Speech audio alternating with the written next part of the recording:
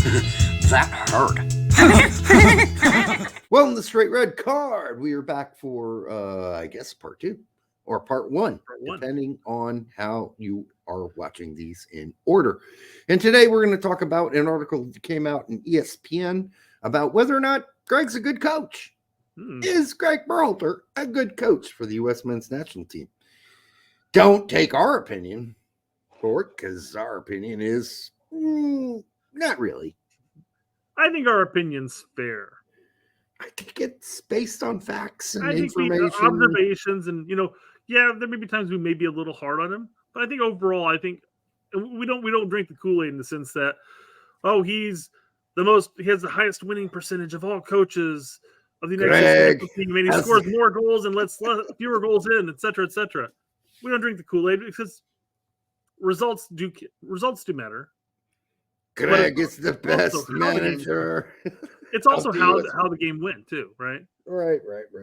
I always bring up the Canada game in the Gold Cup. Yeah, we beat them. We moved on in the Gold Cup, but we scored in like the first 45 seconds and then just got clobbered for the remaining 90 minutes. Yeah. So, that picture of Gregg, by the way, the stink face in the red. Yeah. He does that in every interview. He does a stink face every interview, no matter where he's at. Questions asked. Man. He's like I can't think of his name. Clint Eastwood from Gran Torino. It's just like yeah, kinda. But Clint Eastwood, that's just his look. This is like I don't know. It's kind of an unnatural sniff thing that he does. It's all right. Whatever. Not going to judge him for that. Deep breaths in. But it is a face he makes every time. He makes it in every interview. It's kind of weird. All right. What do we got here? Article-wise. The gist of this article, by all means, go and read it. Ryan O'Hanlon. And Jeff Carlisle. So they teamed up to make this article about whether or not he's good. They do some analytics. They look at various stats and moving forward and everything. Did they write this article before or after the anal sex? I don't know. Great question. Maybe we can ask them one day when they're on our show, right? Which is completely fine. I'm totally pro that. If you want to do that and you're two consenting adults, go for it. Just wondering in context of, so the gist of this article is that maybe for like the first 3 to 5 paragraphs, it is kind of a hey, where have you been for the last 5 years? Talking about Gregg's tenure, the ups and downs, how he manages, issues like with McKinney compared to the whole Geo issue, and they talked about his testicular rashes. He shouldn't have gone over to the immoral conference and gave that spiel. Sure. So they mentioned some good things. One word that never showed up in this entire article was blackmail. Hey, Jeff got it right in this one. So, but as the article went, they started reaching out to some of the former players who have been coaches under him, like whether it was a United States national team or through Columbus. And also, they've had a couple of quotes. When you say players. Under him, you mean they're bottoms, he's the top. That's what I meant. Yeah. I know you meant. Come on, take it, bitch. So I'm not going to bore everybody with the stats. If you're ever on Twitter, you're going to see all those stats pop up. Anytime somebody wants to defend Berhalter or say like, "Oh, he's the best manager ever," look at these stats. It's stats. Yeah. Which using stats for certain things, that's fine. Only place in the world where stats are more important than the actual, like the way you play, and the way it looks and what you can see on the field. It's just stats. Americans, get over your stupid stats. This isn't post World War II. Not everything can be determined and everything decided on by stats. Well, the old State House in the county square needs to be torn down because the stats say it's old. Okay, whatever, dude. But you can actually fix it. Anyhow, yeah, stats. Annoying. So, like I said, don't want to bore you with all that stuff. We don't need to. We've gone over it a number of times throughout the years. So I just pulled up 4 quotes. I thought Okay. were interesting to hear somebody mention it. Some of them built towards our points on certain things. So let's just go over those. Okay. This is Gregg, right? Okay. No, this is about Gregg. Sorry. Oh, this is the article. About Gregg. Yeah, this is from the article. This is a quote from the article.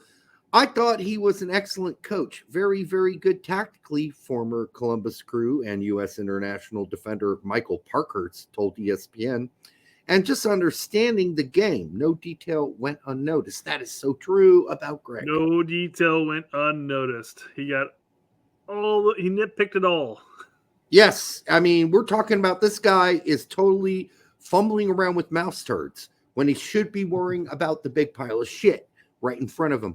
But yeah, absolutely fumbling with the mouse turds. He's Jimmy Carter.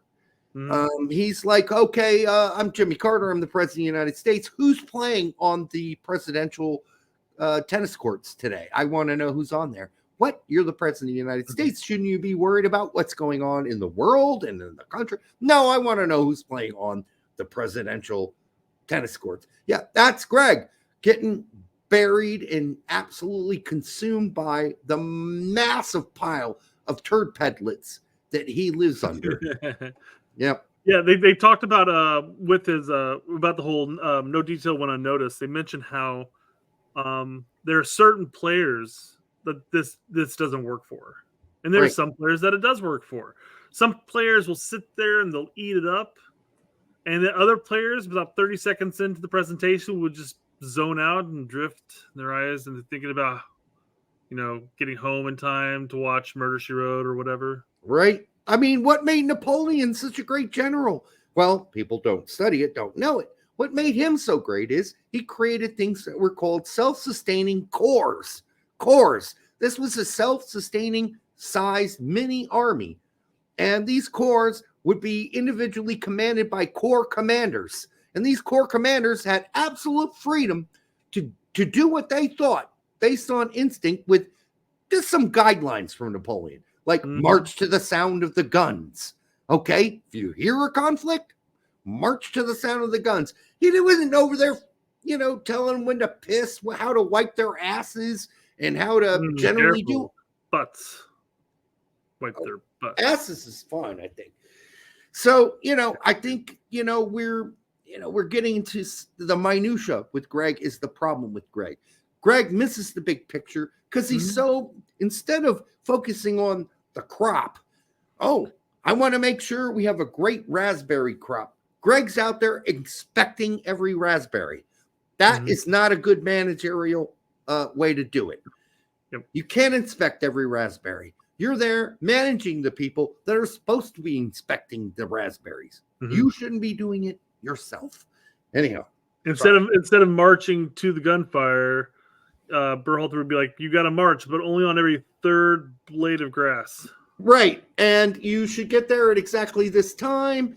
And by the way, all of you your balls should be washed, and that should be the corps commander should be telling them that. Like that should be core value. Balls should always be washed, guys. Come on. Before you reach the battlefield, you want to make sure all your players all your soldiers are shaved and their balls are washed. Okay. Aerodynamic and not giving them any scent. Yeah. Micromanagement. Berhalter.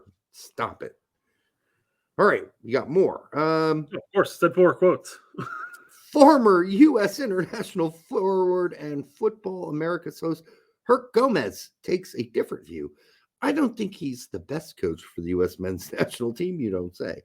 That doesn't mean he can't be a good coach. I just think he's a very inexperienced coach. That's for sure. So you go over to Scandinavia, you have a bad season. You come back to Columbus and have a couple seasons, and now you're the U.S. men's national team based on for what? How'd you get there? I read a book and I stayed at a Holiday Inn Express. Can we say incest here? Because honestly, that's why he's there. You know what? The article actually does go into that too. They do talk about the fact that he went from Columbus to being the manager at a time when his brother was on the board. And his brother on the board, and then also being one of the executives at U.S. Soccer, was one of the most. Go look at the old. I don't know if you can find them anymore. The old Glassdoor comments.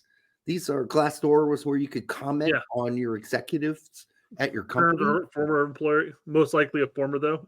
Anonymously, right? Anonymously, you could do it, and like everybody said. Jay Berhalter is a big pile of Farfanugan. Oh, that's twice now. Damn it. He was a big pile of poo-poo. I'm going to give this one to you. You're going to have to go in there and wipe those out. Jay Berhalter was a big pile of poo.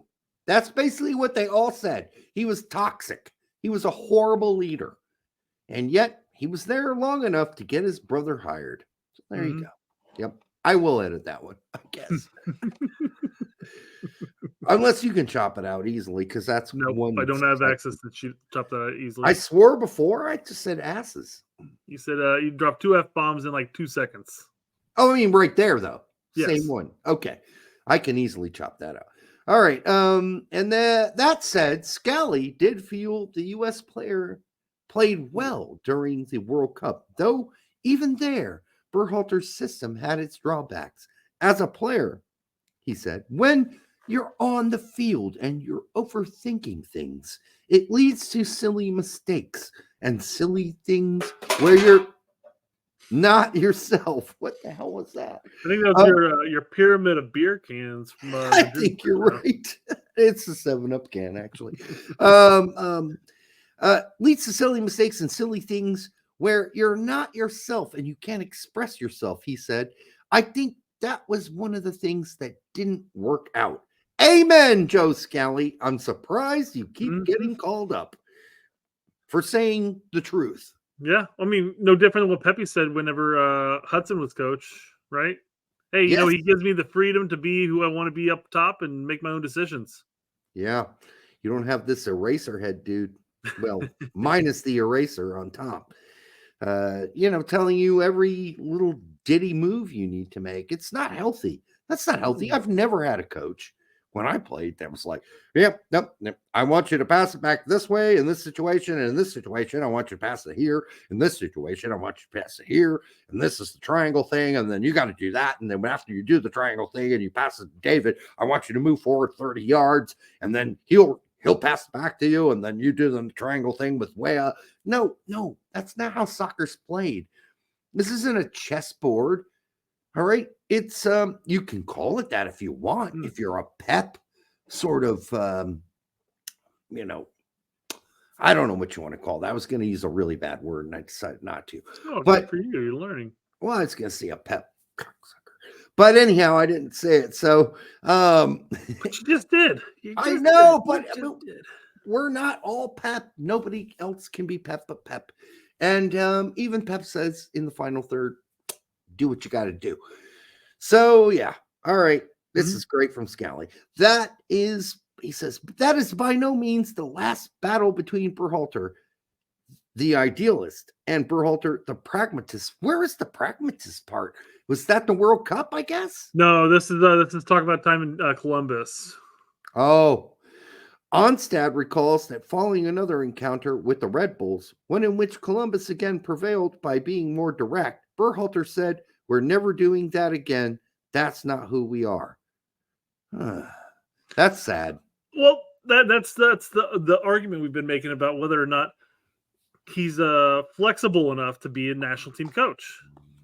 Because we talked about it on the live stream when Jimmy's like, well, I don't know what their B squad or C or not B squad, but the plan B or plan C was for the Dutch in the World Cup. And I said, oh, their plan B was the same thing as plan A, just with different players. There is no changing it. Yeah. In this situation, he talked about playing a more direct game that happened they prevailed. They beat the Red Bulls in this example. Right. And he's like, we're never doing that again. That's not who we are. And why would you? Why would you? Why would you have to play more direct against the Red Bulls? Because they're playing a super high pressing line. That's why. That works against the Red Bulls. But to say, I'm never doing that again, even if another team is high pressing like that and playing a high line, is so stupid. That's just the dumbest thing. And the fact that Onstad was at least free enough to say so is great, because this is exactly what we point out. When other teams press us, we don't like when we played El Salvador. They've had our number every single match we played them. We should, on paper, throttle them. But do we? No, not even on our home soil do we do that. Last time we played them, we barely beat them 1-0 on our soil. And Jimmy, best player? Who's their best player? Jimmy was wrong about that, using that as an example. It's a low block. I didn't want to bring it up at the time because we were moving along, but yeah. Right. Hugo Perez. Yeah. Yes. Did not play a low block against us. Ooh, he pressed high. He played a high line. And did we ever try a ball over the top? I mean, 1, 2, maybe. But no, we never challenged that high line by drooping one over the top.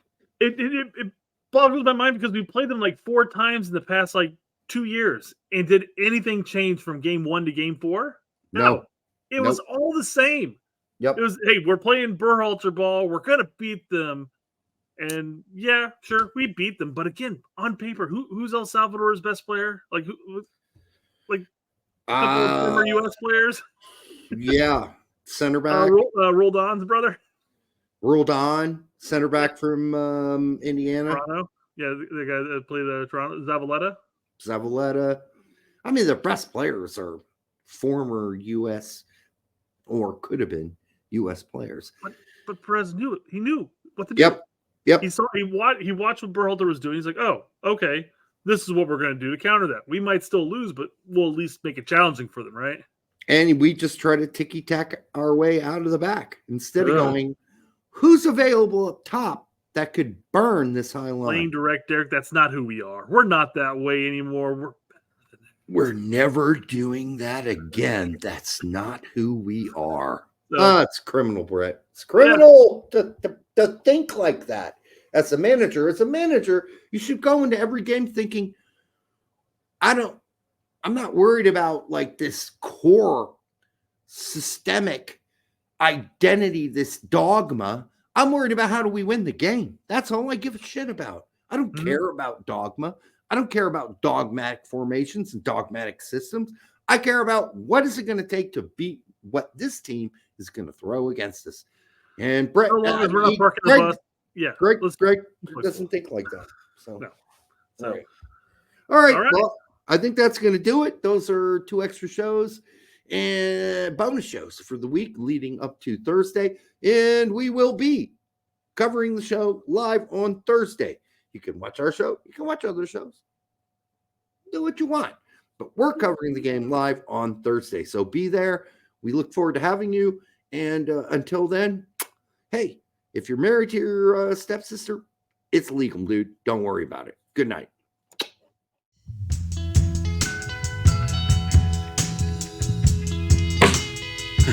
That hurt.